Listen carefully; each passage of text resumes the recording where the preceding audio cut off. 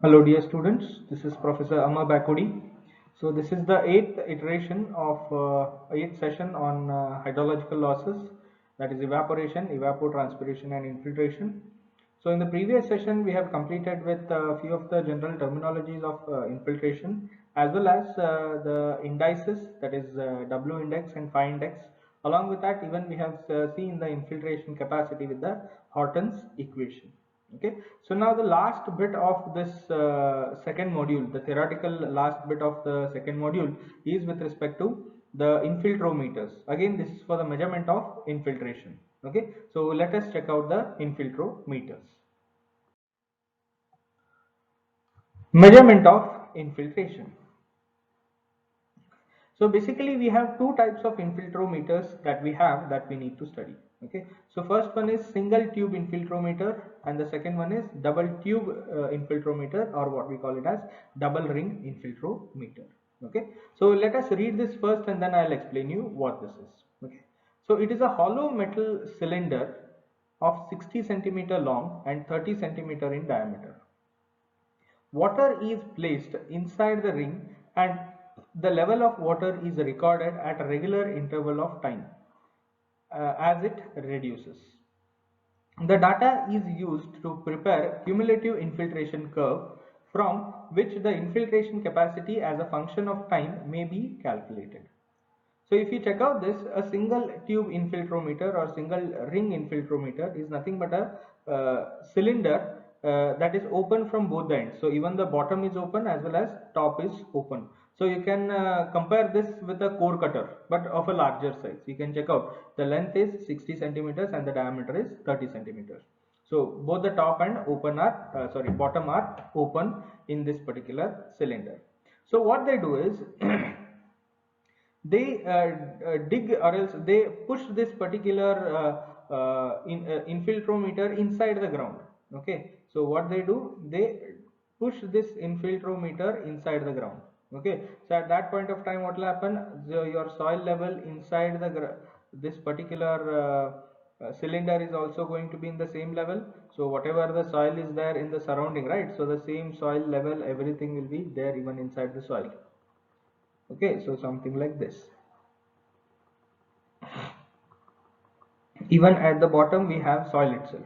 Okay, if I continue with this, so even below that we have the soil. It is as simple as we are just pushing in that particular cylinder into that particular ground.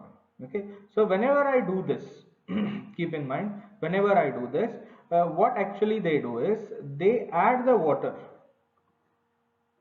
They add the water and they mark it. Imagine if this is the amount of water that has been added. Next, what they do is they mark this particular top layer of the water level. Okay, so now at t is equals to 0, okay, they have added this water and the water level is at, let us say, at 15 millimeter. Okay, it is at 15 millimeters. So as and when t is equals to, let us say, some 30 seconds. Okay, so the water will start to infiltrate inside, right? So water will start to infiltrate. So at that point of time what will happen, the water level will start to reduce. So at that point of time your water level might come to 12 millimeters. Yeah, similarly for t is equals to, let us say, some 5 minutes. Yeah, so this water level may come to 6 millimeter. Yeah, these are just the random values what I'm explaining you. Similarly at 10 minutes it may come to 2 millimeter. Yeah, and at 15 minutes it may come to, let us say, 1 millimeter. So like this, basically, with respect to time and what are the depth of water which is going to be there, so it is going to be measured over here. So this is one way of doing this. Okay, or what they do is, second way of doing this is, as and when the time continues, instead of they are allowing the water level to go down, what they do is they continuously add the water here. They continuously add the water and maintain the same water level. Even at that point of time what will happen, the quantum of water what they have added at what time interval, they will come to know.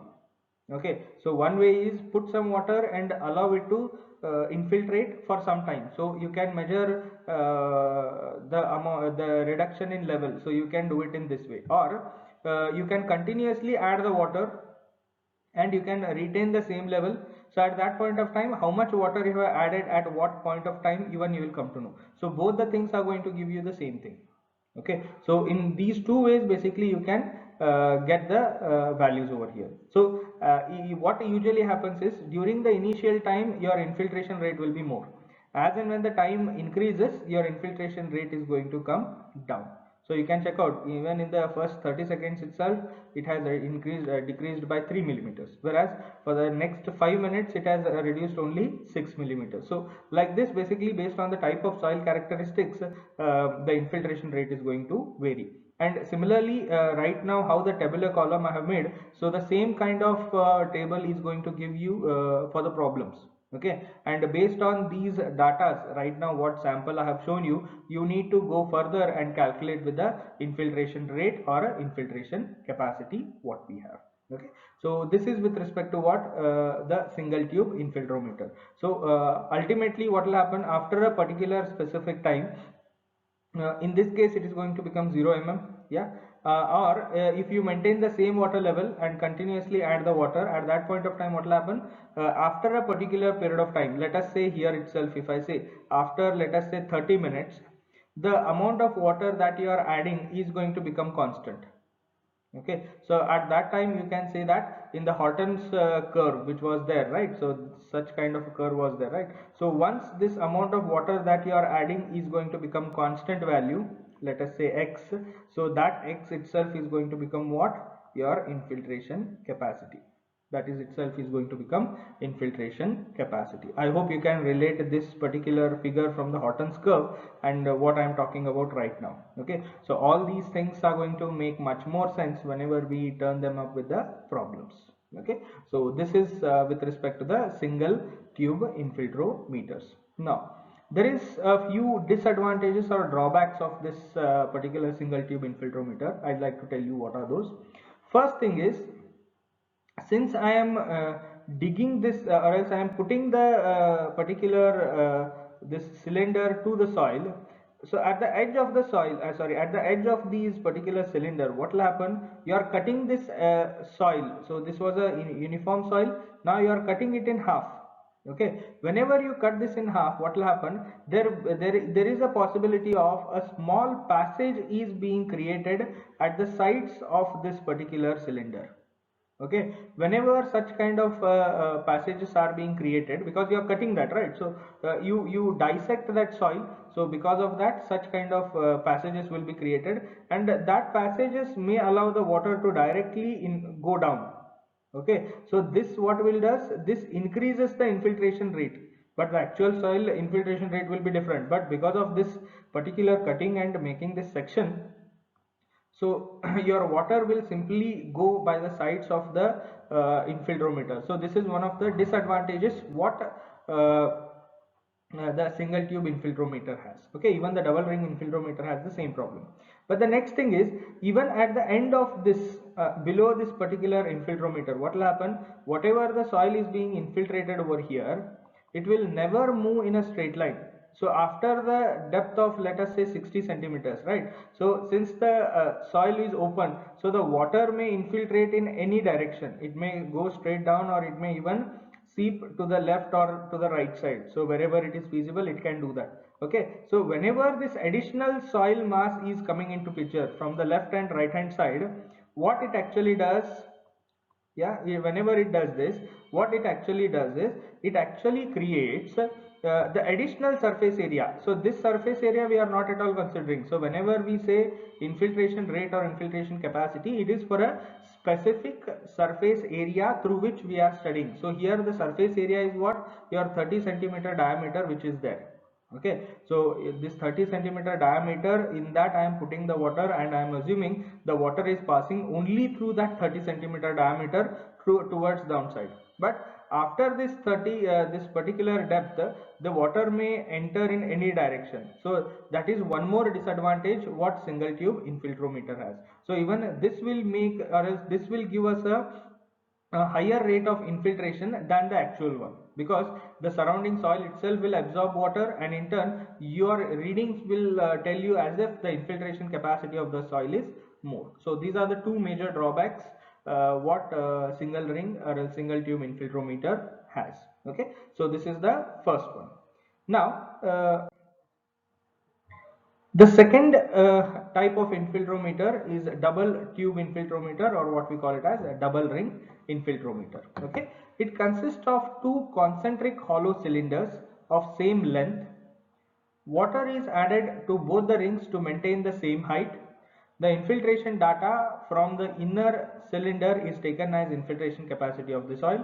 The outer cylinder is maintained to prevent spreading of water from the inner one. So the second disadvantage, what I have explained in the previous slide, this double ring infiltrometer try to avoid that, or else it is an improvement over the single tube infiltrometer. So here I'll explain in one more way. So last time in the single tube infiltrometer I explained you are putting the water to a certain height and you are allowing the water to go down with respect to time. The second part was you can maintain the same level and you can add the water at different times interval, right? So now I'll explain with respect to that. Okay, so here also this is your ground level what we have. Yeah, so here they have two rings. This is the inner ring and this is the outer ring. So if I try to draw the plan of this, if you check out from the top over here, how this is going to look is, this is your, okay, or else I'll do it here only. Yeah, so this is your inner circle and this is your outer circle.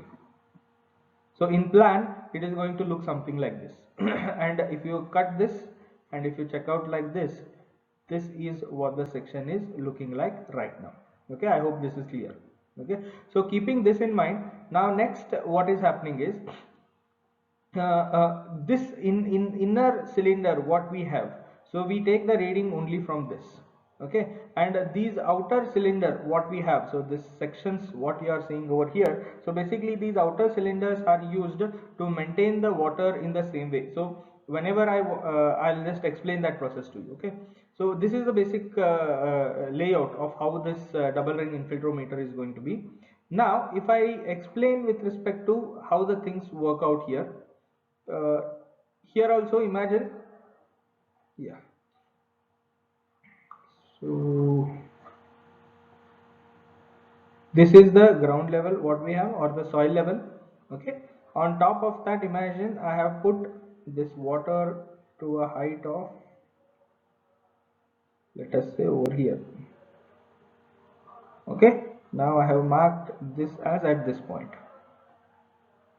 Fine, so I want to maintain the water level at this exact level itself during the entire study period. Now at t is equals to 0, okay, you have already it means you have water added which is there. So how much water you have already added, you can write it down or you can make it as 0 for initial stage. Okay, so now t is equals to, again if I take 5 seconds, so for the first 5 seconds what will happen, the water will start to infiltrate here. Sorry, I'll take only this section. Okay, in middle section the water will start to infiltrate. So the water will water from the top level which is over there, it will also start to reduce. So as and when the water will start to reduce over here, you will add more water, you will add more water to maintain the same level of water which is indicated over here. Okay, so to maintain the same level of water after 5 seconds, imagine you are going to add, let us say some 50 ml of water.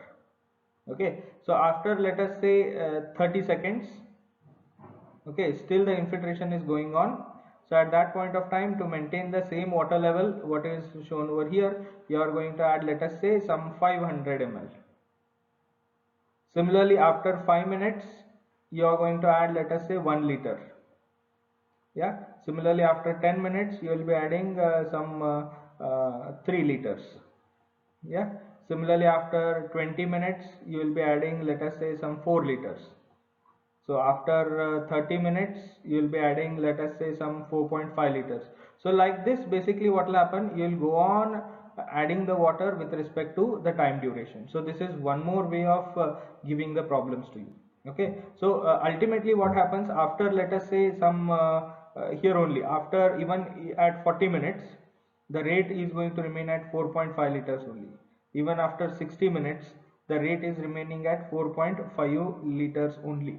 So at that point of time, you can say the infiltration capacity has reached its value of this constant infiltration. This is nothing but Fc. So this constant infiltration has been reached at a duration of 30 minutes, and beyond 30 minutes duration, the amount of water added is how much? 4.5 liters only. Okay, so like this basically it can be there as the explanation whenever it comes to the infiltrometer problems. Okay, so this is one more way of representing or doing this experimentation. Okay, keeping that in mind, now what will happen? This is how to maintain the same water level, basically you do this experiment. Now what does this surrounding cylinder will do is, here also the water is added, so that what will happen, the water over here will make sure that it can go in this direction, right? But here also it may involve in this, but basically here it helps better than the single tube infiltrometer, where the surrounding what I can say soil influence on the infiltration rate will be minimum, so that whatever the infiltration rate is happening at the center will be going in the downward direction. So the readings of double ring infiltrometers are going to be much more accurate than the single ring or single tube infiltrometers. Okay, but still here also the problems of this cutting this soil or dividing this soil is still going to persist. Okay, here also the water may directly percolate through these small channels that have been created because of that particular cutting of soil. So the same difficulty is going to exist here also, but based on the variability what we have and amount of accuracy what we get, usually the double ring or single ring infiltrometers are used quite widely to check out the infiltration rates. Okay, so this is about the theoretical part for the measurement of infiltration through infiltrometers. Okay, so this ends the theoretical bit for the second module. Okay, from next session onwards we'll check out with the problems on these infiltration processes. Okay.